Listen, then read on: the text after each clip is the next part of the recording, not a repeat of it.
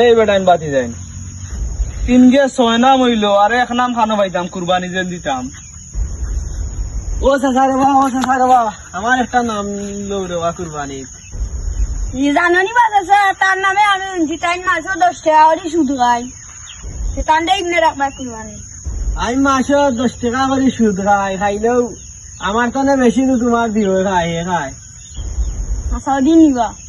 ইজ্ঞা কিলা খায় এ মাসও 20 টাকা করে সুদ খায় ও হুজুর আসসালামু আলাইকুম ওয়ালাইকুম সালাম। ভালো আছেন নি হুজুর ও ভালো আছি। চাইছিলাম কুরবানি আটাইতাম আমরা ওখান তারা 10 জনে এন খাইন শত 10 টাকা করে সুদ এন খাইন শত 20 টাকা করে সুদ ওখান আমরা